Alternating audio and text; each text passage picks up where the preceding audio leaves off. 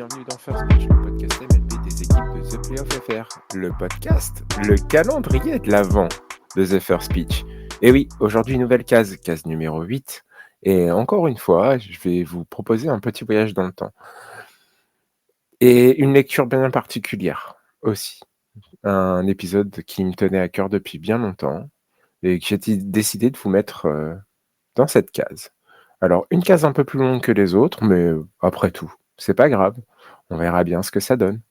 Allez, je vous propose d'accrocher votre ceinture, de vous installer confortablement, et c'est parti pour ce petit voyage dans le temps.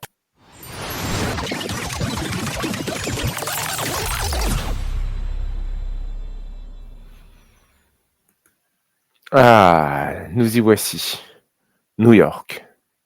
Les années 90.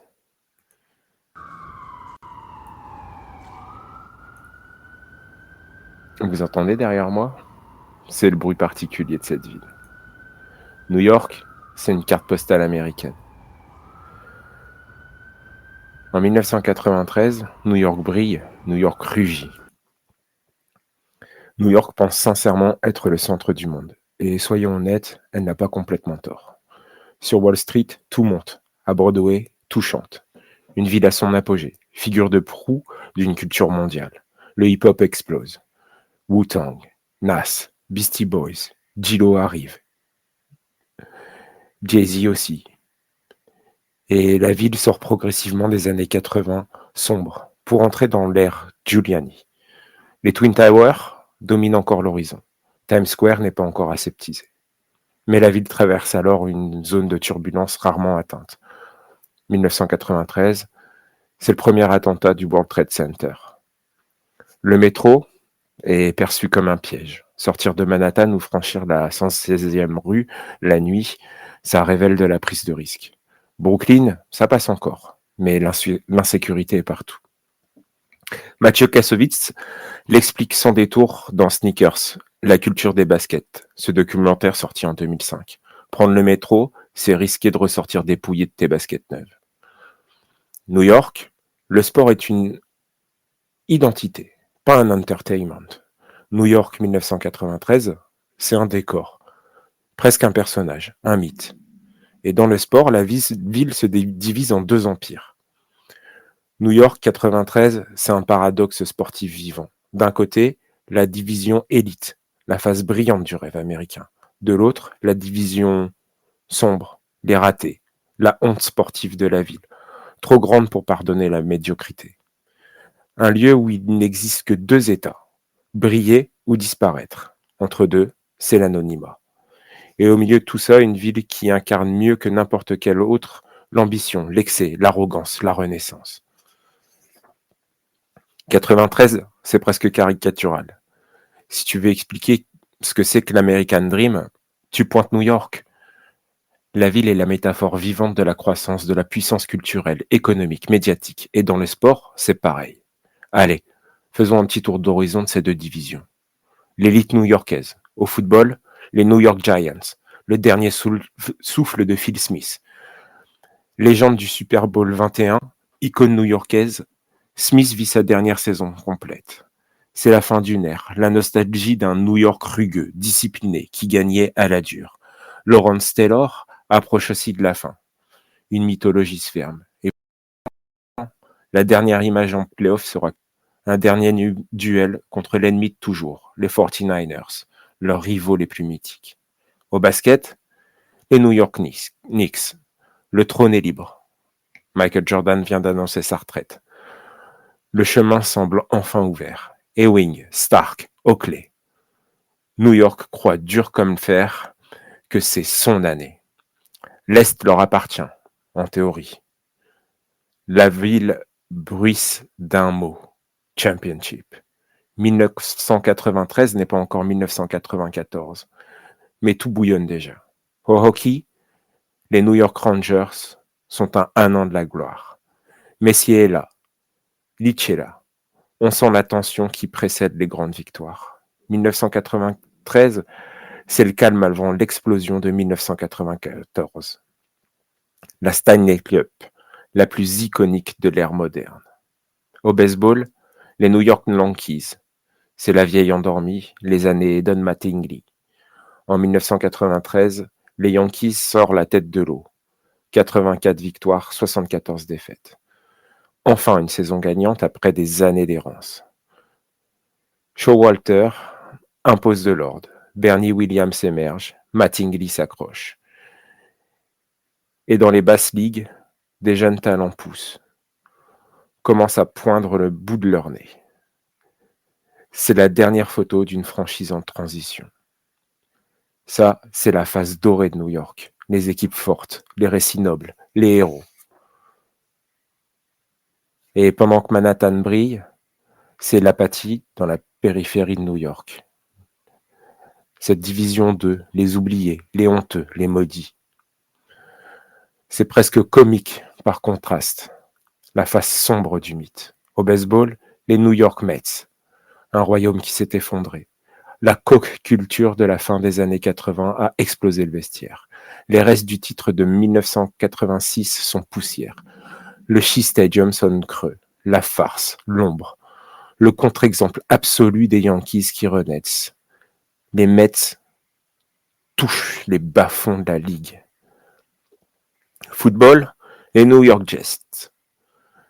La souffrance institutionnalisée. L'une des pires attaques de la ligue. Inconstance totale, zéro identité. Ils incarnent à eux seuls l'idée que New York n'est pas toujours gagnante. Au hockey, les New York Islanders, un naufrage, une jeune franchise qui en moins de 10 ans est devenue noble et 10 ans après est devenue un vrai sketch. Ratage sportif, errance administrative, le début d'une décennie perdue. Au basket, les New Jersey Nets, le néant, pas d'identité, pas de résultat, coincé entre New York et le New Jersey et aucune ambition réelle. C'est l'équipe Canada Dry. Et pire encore pour les Nets, c'est la tragédie. Une génération prometteuse, Derek Coleman, un talent pur, Kenny Anderson, le prodige, et un génie, Drazen Petrovic, le Mozart du basketball. Le joueur qui avait fait exploser la NBA à la sauce européenne, un artiste, un assassin, un joueur qui devait changer le destin de la franchise. Et puis, putain de camion. Comme si l'histoire avait murmuré, non, pas cette fois. Comme si les Nets n'avaient pas le droit de rêver. Comme si New York devait rester divisé, injuste, tragique. Cette division 2 de New York en 1993, c'est la version sombre du rêve américain. Les oubliés, les laissés pour compte, les ratés d'un système où seuls les gagnants restent visibles. New York 1993, c'est la ville des extrêmes.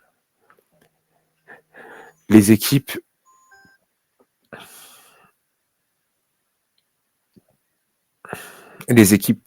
qu'on affiche en vitrine et celles qu'on cache dans la cave. Une ville de winners et de losers, parfois dans le même bâtiment. D'un côté le prestige, de l'autre la honte. D'un côté les héros, de l'autre les fantômes. Manhattan danse, gagne, crie. Long Island et East Rutherford baissent les yeux. C'est ça New York. La ville où le sommet et le fond du gouffre se touchent presque. La ville où l'ambition écrase parfois les plus fragiles. La ville où l'histoire avance, que tu sois prêt ou non. 1993, c'est le moment où la ville tout entière croit en son propre mythe, où tout semble possible pour la moitié d'entre elles, et impossible pour l'autre. Une ville américaine, oui, mais aussi humaine, brillante, imparfaite, flamboyante, inégalitaire. Pourquoi 1993 est un tournant historique? 93, c'est l'élection en novembre d'un nouveau maire, Rudy Giuliani. La rupture est immédiate, dès son investiture en 1994. Sa politique du carreau cassé, agir sur les petits délits pour reprendre la ville en main, transforme l'espace public. Pour certains incontestable, mais pour tous visible. Les rues deviennent moins hostiles, le métro redevient fréquentable. New York retrouve de la lumière, une énergie neuve, presque arrogante. Tout est sur le point de basculer. Du côté sportif, 93, c'est l'après-Barcelone. C'est la Dream Team. C'est des USA qui ont éclaboussé le monde du sport. Lewis, Powell, Michael Johnson. Le sport est un show. Il passe de benet en short, bon qu'à courir et sauter, à athlète surmédiatisé en un été. Tous les yeux se tournent vers l'Amérique désormais, pour voir du sport. Tout commence à prendre forme. En 93, pourtant, à New York, il y a ceux qui meurent. L'ère des Giants, des Sims, des Smiths, Ailty, des résidus chaotiques des Mets post-86, des Islanders post-dynastie, des Nets anonymes. Ce qui vit encore, les Knicks, finalistes en 94 face à Houston. Les Rangers, champions en 94. Mais il y a aussi ce qui naît, la future dynastie des Yankees, élevée dans la poussière des minors, et dans son sillage, la renaissance sportive de toute une ville. En 1993, le Madison Square Garden devient une cathédrale en plein Manhattan. Le Yankee Stadium redevient culte pour le gratin new-yorkais. L'hiver, c'est downtown. L'été, c'est dans le Bronx. New York, c'est l'endroit où se jouent les dynasties, les échecs, les renaissances, les récits qu'on raconte encore aujourd'hui. Mais pour mieux comprendre ce qui est en train de se jouer, posons un peu plus le décor. Dans le début des années 90, il y a un trône à prendre. Les dynasties sont de loin souvenirs. En NBA, les Celtics sont loin de leur âge d'or. Les Bulls, malgré leur titre, laisseront toujours un goût de what if, brisé par un vide au milieu des années 90. En NFL, il y a eu des prémices, Packers, Steelers, Cowboys, 49ers, mais on est encore loin des Patriots. Et même pour ces derniers, il y a débat. Est-ce la dynastie d'une équipe ou d'un seul homme, Tom Brady? L'histoire nous le dira. Pour ce qui est de la NHL, elle vit de cycles brefs et de régences disputées entre les Red Wings, les Devils, les Avalanches. Il est très loin le temps du H de Montréal. Par contre, en MLB, c'est une autre histoire. On ne parle pas de dynastie d'une seule équipe, ou pour une équipe, ou de dynastie de différentes équipes. Non, non, non, non. Ici, on parle des dynasties d'une équipe, les Yankees. Cependant, ils n'ont rien gagné depuis 1978. Ils végètent, ils tâtonnent. 1993, c'est le début d'un mythe. Le Bronx est en sommeil depuis 1978, mais quelque chose frémit. On ne le sait pas encore, mais la plus grande dynastie moderne se prépare en coulisses. Avec un visage d'adolescent en 1993. Un gamin de Kalamazoo vient d'être drafté l'année précédente. Il est encore invisible pour le moment, mais il sera bientôt le visage de la dernière grande dynastie du sport américain, avec le numéro 2 dans le dos, Derek Jeter. Ce que New York ne sait pas, c'est ce qui est en train de naître. C'est le revival d'un empire. Une franchise qui a bâti l'Amérique sportive du XXe siècle et qui revient au moment précis où New York devient la capitale mondiale de la street culture. Car bientôt, une simple casquette New Era, floquée du NY, deviendra plus qu'une casquette, un drapeau, un code, un mythe. Les Yankees, c'est pas seulement une équipe qui gagne, c'est l'Amérique qui gagne dans sa capitale officieuse. Celle que le monde regarde avec admiration, désir, envie et jalousie. 1993, c'est la dernière Amérique triomphante? Parce qu'il y a autre chose, quelque chose de plus large que le sport. 1993, c'est peut-être le début de la fin des grandes années de l'Amérique confiante. L'Amérique qui glorifie les winners. L'Amérique qui laisse les perdants sur le trottoir. Le pays avance vite, trop vite. New York avance encore plus vite. Ce culte du succès, du qui gagne a raison, du capitalisme glorieux, fabrique des héros, mais aussi des oubliés. New York 1996, 13, sent la puissance, mais aussi la tension, la promesse, mais aussi le vertige. C'est la ville la plus forte du monde, et en même temps la plus fragile. Encore une fois, sport, société, culture et histoire sont intimement liés. Comme Rome dans l'Antiquité, New York rayonne. Une ville qui gagne, une ville qui domine, une ville qui dévore. New York, c'est un résumé du sport américain, un miroir de l'Amérique elle-même.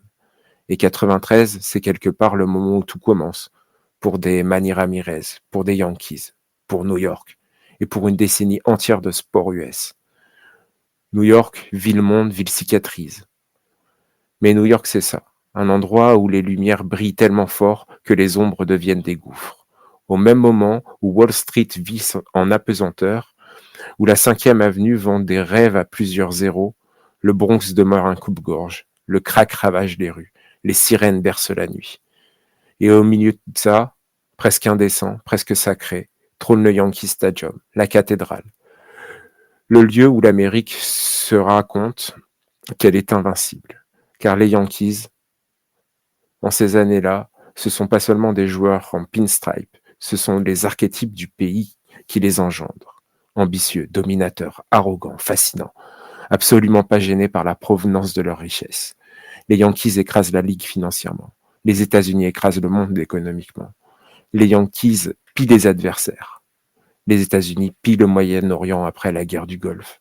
Le parallèle est violent, mais réel. C'est une époque où l'Amérique glorifie les winners et détourne les yeux des perdants. Une époque d'insouciance, où New York se croit intouchable, où la skyline renvoie la lumière du soleil comme un miroir de puissance. Une époque qui file tout droit, à toute vitesse, vers un matin de septembre 2001, où le monde entier réalisera que même les géants peuvent tomber. En attendant, les Yankees sont le reflet d'une décennie sans peur et d'une ville qui se transforme. À mesure que la ville se redresse, les Yankees sortent de leur propre tunnel. Le Bronx, autrefois symbole de déclin, n'est plus un territoire à éviter. Le stade redevient un lieu de rassemblement. Et Giuliani, omniprésent, assis au premier rang à chaque match nocturne, devient presque un membre du décor. Spike Lee, lui, décolle enfin son cul du Madison Square Garden. L'endroit où il faut être est désormais le Yankee Stadium. Jusqu'en 2000, ils sont tout en haut. Ils incarnent la ville, l'époque, le rêve, l'arrogance, l'excellence. Ils gagnent. Et en gagnant, ils deviennent la fabrique de mythes. L'équipe qui fait de New York non seulement la capitale du baseball, mais la capitale symbolique de l'Amérique qui croit encore qu'elle peut tout. Pas de nuance, pas de transition. Tu gagnes ou tu n'existes pas. Et les Yankees gagnent. Ils gagnent beaucoup. Trop pour le reste du pays. Derek Jeter va devenir l'image de cette ville qui s'expose au monde. Jeune, charismatique, marketable, moderne. Il incarne New York, comme Giuliani incarne sa renaissance politique, et comme la scène artistique incarne son explosion culturelle. Les deux trajectoires se confondent. Les trajectoires se confondent. Giuliani, les Yankees, la mairie, la dynastie, la ville, le symbole, la mythologie. Steinbrenner scelle ce lien d'une manière spectaculaire. Il remet à Giuliani les 4 bagues de champion gagnés sous son mandat. Un geste irréel, presque romanesque, mais parfaitement logique dans cette époque où leurs destins s'entremêlent. Et là, sans doute, vous vous dites, il est perché, le J, encore un épisode façon romantisme, façon manie. Et maintenant, il nous parle de 93. Mais 93, c'est justement ça, l'anecdote du film qu'on oublie, jusqu'à ce qu'on réalise quelle était la clé de l'intrigue. Comme dirait Lupin, vous m'avez vu, mais vous m'avez pas regardé. 1993, c'est la graine invisible, la porte entrebâillée, le détail que le spectateur ne retient pas. Et pourtant, 1993 ouvre sur le vide de 1994. Des Knicks finalistes, des Rangers champions, les Yankees en tête de l'American League. New York scintille. On montre ce que la ville peut être quand elle décide de gagner. Et puis d'un coup, on coupe la lumière. Grève MLB, pas de champion. Un trône laissé vacant. 1994 est un silence, un trou dans l'histoire, un espace narratif. Et ce vide-là, le sport américain cherche un nouveau visage dominant. Jordan part. Le hip-hop new-yorkais devient mainstream. Wall Street explose. L'imaginaire collectif cherche une icône. New York est prête. Le Bronx aussi. Et les Yankees arrivent précisément là, dans ce moment suspendu, où l'Amérique a besoin d'un empire, où le baseball n'a plus droit. La ville a besoin d'un symbole, d'un mythe, d'un vainqueur. À partir de 1995, elle l'aura, sans partage, pendant 10 ans. 1993 n'est pas une date, c'est un mécanisme invisible, le plan d'origine d'une Amérique qui allait changer.